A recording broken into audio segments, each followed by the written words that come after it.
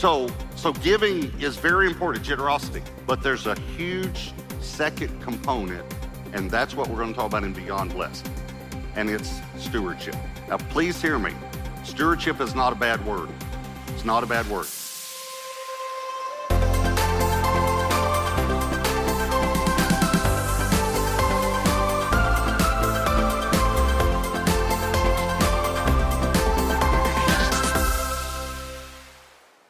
So we're going to begin a new series called Beyond Blessed. It'll be 4 weeks. I'll preach all the weeks. And the title of this message is Living Beyond Blessed. Now, you might think, well, what do you mean by beyond blessed? I mean, if you're blessed, aren't you blessed? How can you be beyond blessed? So I thought of a little natural example, and it relates to where I am in my stage of life. If you have a grandchild, that's blessed. If you have 9 of them, that's beyond blessed. So I'm beyond blessed. So what I mean by beyond blessed is that God so blesses us, I'm not talking about materialism, please hear me, but it's so that we can be a blessing. It's so that we can bless others. And this is actually, Beyond Blessed is the sequel to The Blessed Life. In some ways, it's the prequel. They go hand in hand, and I'll explain that. But let me give you a little history of The Blessed Life. We started the church in 2000. In 2001, James Robinson's ministry came to me and asked me to come on the program and teach on giving. And the reason was, James said, because I teach giving, the way I teach giving, he was talking to me, he said, the way you teach giving is that you teach that we get to give, we don't give to get. Everyone get that? And there's a lot of give to get teaching going on right now. And so he said, I want you to come on and teach on that. And then he said, and if you can write a book, that would be good. And so I said, well, when are you talking about airing these programs? He said, in about 3 to 4 months. Okay. So I actually went to a friend's vacation home and dictated The Blessed Life into a tape recorder in 3 days. And then gave it to a guy in our church who's an editor and ghostwriter that helped put it in, written form for me, who still works with me to this day. He helped me on Beyond Blessed, very, very gifted writer. And so anyway, we had it out and we self-published it. Now, let me give you a little background. I believe in giving the first to God. I believe the Bible teaches that. We'll talk about that a little bit. And when I laid my hands on the manuscript for The Blessed Life, I felt like the Lord said, will you give this one to me? And so I gave that book to Gateway Church. Gateway Church owns The Blessed Life. Now, this is something that's so amazing about this. Debbie and I have never taken a dime from it. This is going to shock you what I'm about to say. And I wondered whether I should say it or not because it is a big number, but I just want to let you know how God's used the book. Gateway Church, it brings in about $500,000 a year. That one book to the church. So it's unbelievable what God's done with the book. And I believe it has helped spark a movement of generosity in the kingdom of God. And many pastors would agree with that. But right after I wrote the book, I started getting a lot of emails and questions, and people would say something like this: Pastor Robert, I'm giving, but I'm still in debt. And for me, I didn't understand that. Because giving is only one part of being blessed.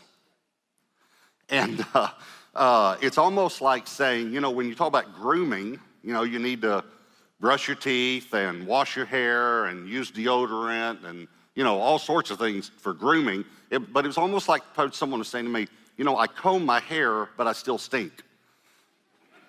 Well, there's more to it than simply running a comb through your hair, So giving is very important, generosity. But there's a huge second component, and that's what we're going to talk about in Beyond Blessed, and it's stewardship. Now, please hear me. Stewardship is not a bad word. It's not a bad word. Many times we have a bad connotation of it because a church will say, we're going to do a stewardship campaign. It means we're going to raise money for something. Or I'm going to bring my annual stewardship message. It means he's going to preach on money, But stewardship has to do with every area of your life. So let me explain to you about living beyond blessed. Let me tell you point number one. Point number one is it takes 2 legs. It takes two legs. Here's what I mean by that. I didn't name the blessed life. I didn't name it the blessed wallet. I didn't name it the blessed checkbook. I named it the blessed life. And a life walks on two legs. If you're going to get somewhere, you got to be able to move forward by moving one at a time. So it's the same thing with being blessed. The two legs are generosity, which I covered in the blessed life, and stewardship. Let me say it this way. If you are generous, but you're not a good steward, God will never open the windows of heaven over you. Here's the reason why. Because you won't manage it right. He can never give you a lot of resources because you don't understand stewardship. You're not managing them. You won't manage them. And so it'll get wasted. On the other hand, if you're a good steward, but you're not generous, by the way, we call that tight. Go ahead and nudge. Okay. Then why would God bless you either? Now, please hear me. Because his purpose is to get the resources to the people who need it. See, think about the need. All the people who need food, water, the gospel preached, churches built, missionaries sent, all the need. Over here, all the supply and demand would be God. God owns everything. He owns everything. He owns everything in the world. And out of the world, for that matter. He owns Mars. You know, he'll be at Mars when Elon Musk gets there. So he owns everything, okay? So God owns it all. Here's God. Here are all the resources, right? All of them. All of them. God has it all. Here's all the need. What's in between? You are. Because God channels, directs, funnels his resources through his children. So he's trying to get it over there, so he'll bless you. But if it doesn't get over there, please hear me, he's going to move on to someone else. He's going to find someone who will be a river, not a reservoir. Because he's trying to help those people who need help. So he blesses. So we can be generous, but here's what happened with the blessed life. A lot of people caught generosity, but then they did not catch stewardship or the management of their resources well. And so the blessing didn't last very long because when they got blessed more, they didn't handle it well. They didn't manage it. That's what a lot of Christians are like. They're either generous and they just keep going in circles, or they're tight and they just keep going in circles. But you have to have both. You have to be a good steward and you have to be generous.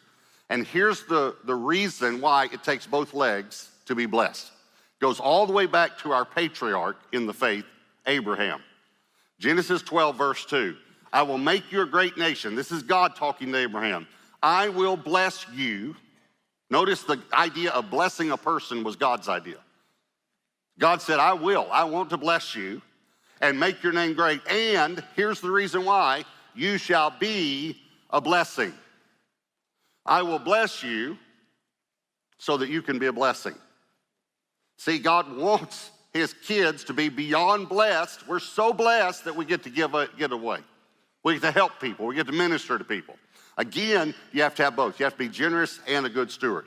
Now, I got 3 kids, and Josh, James, and Elaine.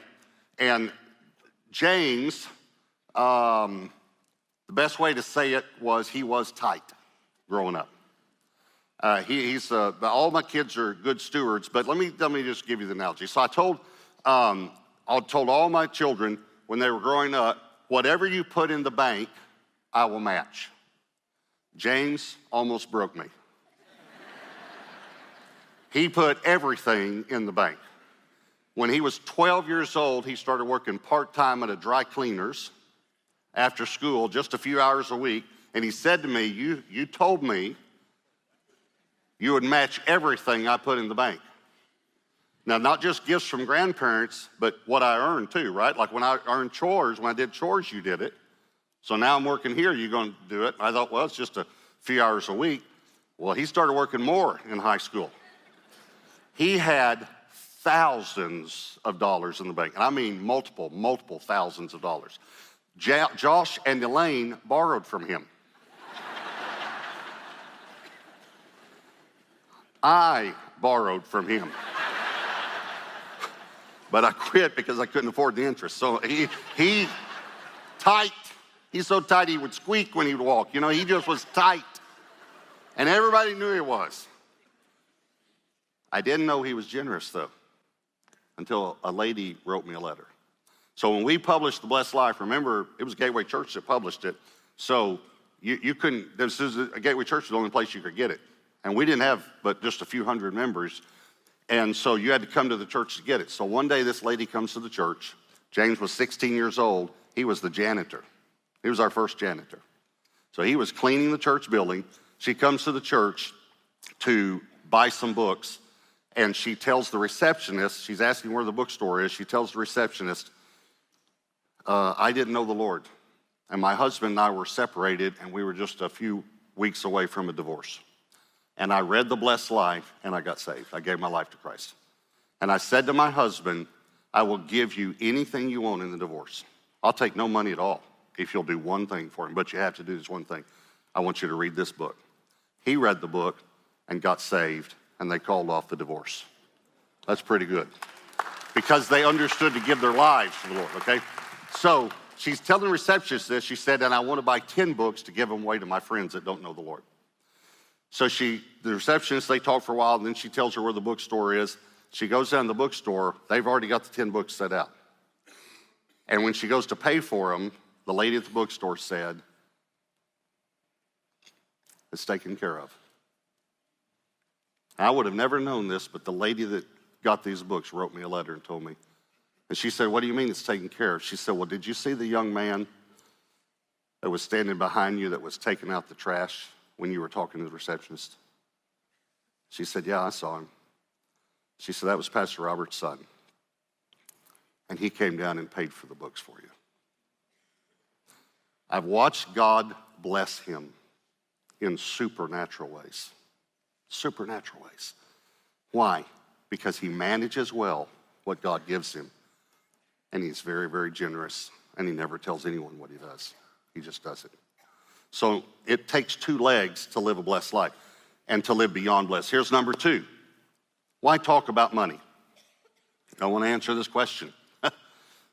Why talk about money? Pastor, I don't think you ought to preach messages on money. And I really don't think you ought to write a book talking about it. Well, have you ever read the Bible? I don't mean that wrong. Have you ever read the Bible? It talks a lot about money. You say, well, I don't know about that. Every time someone worshiped, watch it, they brought an offering. God commanded offerings. God set up tithing. That was not thought up by a preacher, even though you might think it was. A preacher didn't think it up. God did. God put tithing in the scriptures that heaven and earth will pass away, but the word will never pass away. It's pretty amazing. So God did this. As a matter of fact, Jesus talked about it so much, it probably would have upset you too. 16 out of 38 parables talk about money and possessions. So here's a good question. Was Jesus trying to get their money? Okay, before I answer that, am I trying to get your money? I mean, let's just come straight out and answer the question. Am I trying to get your money? Now, I never want to be mean, but sometimes I like to say things straightforward. I'm just going to say it straightforward. I don't need your money.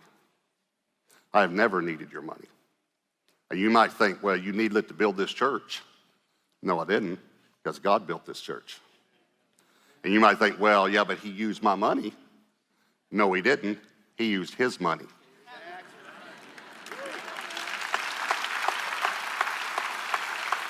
And I would be very careful about calling the money in your account yours, because he'll let you know whose it is pretty quickly. The earth is the Lord's and the fullness thereof. Matter of fact, that's the content of the whole book, is whose is it? Who's it belong to? Who's the owner and who's the steward? And God's the owner. So God has it all, and he directs it through those who will be good stewards and who will be generous, because he's trying to get it to a need. He knows what he's trying to do. So I've never apologized for preaching on giving. The reason is I know it's actually a blessing for you to give. I know that.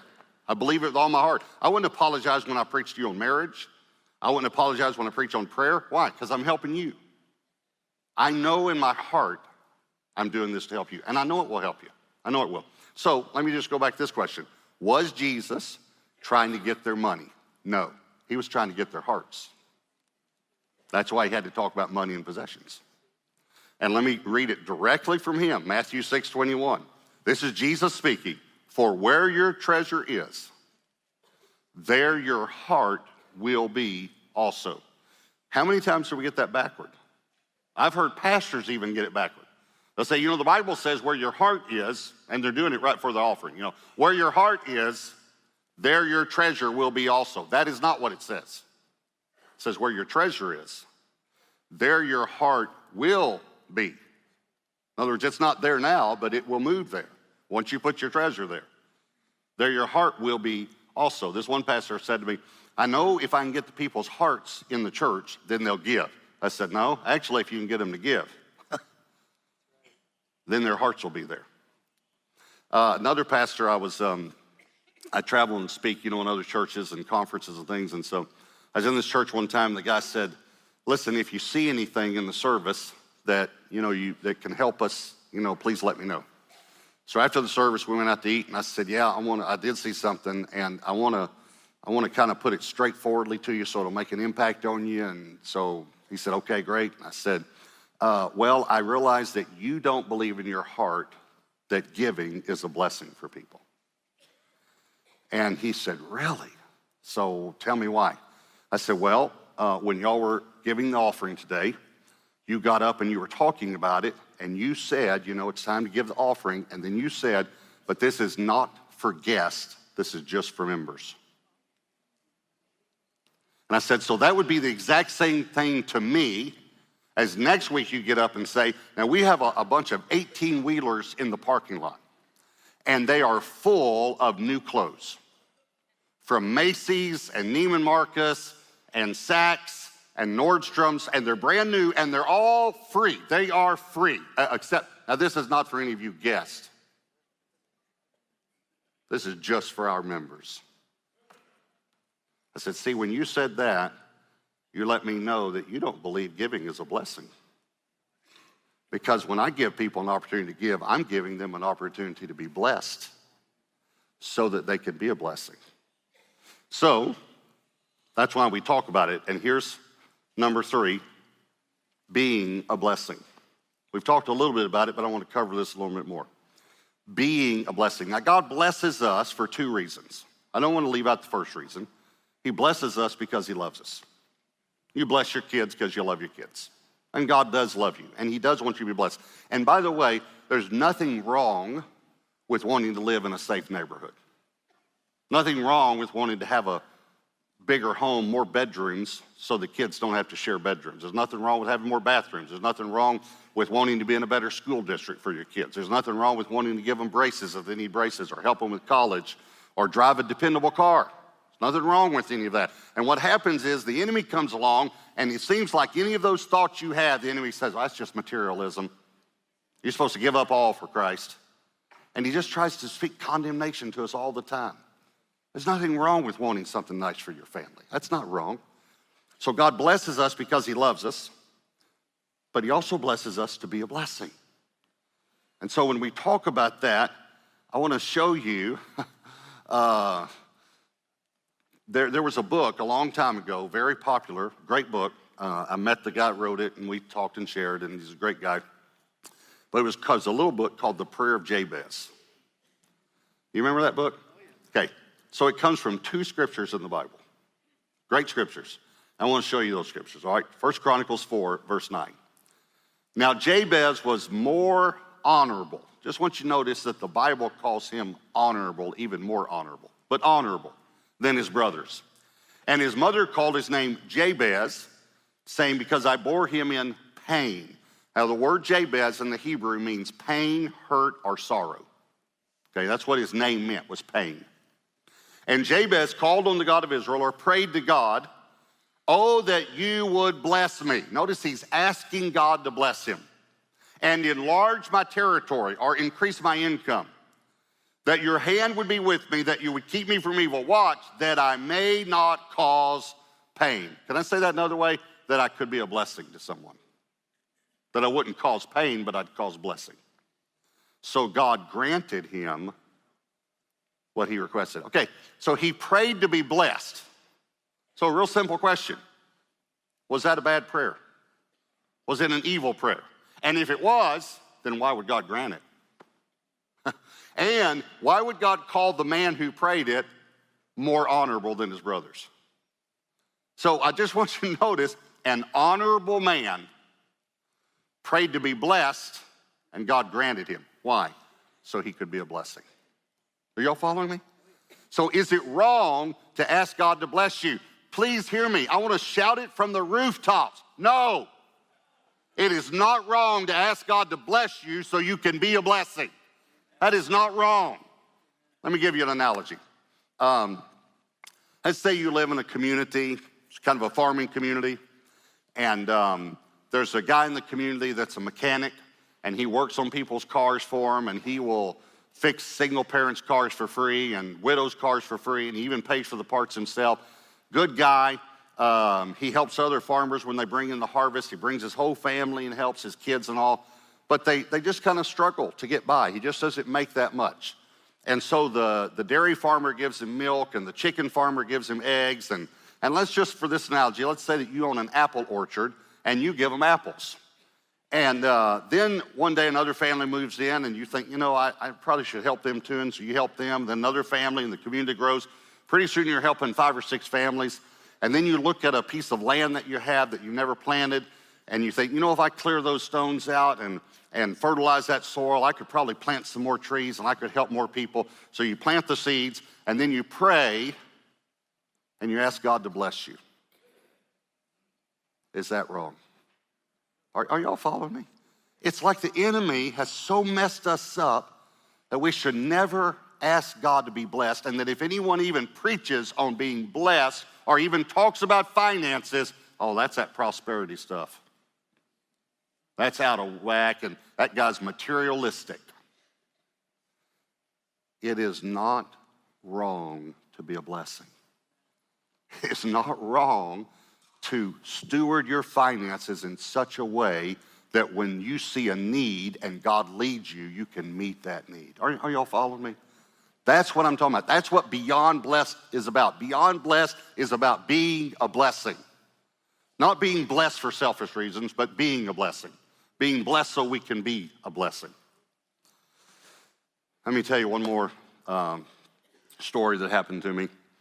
Debbie and I have some land, you know, outside the Metroplex, and we were driving in one time, and we were going to stop and get gas on the way and go to the bathroom and all.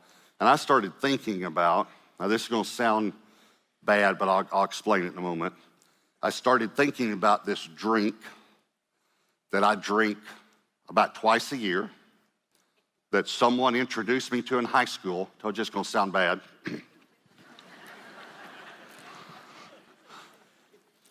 And I started thinking, when I stop, I'm going to get that drink. So let me go ahead and tell you what the drink is, all right? It's Dr. Pepper with peanuts in it.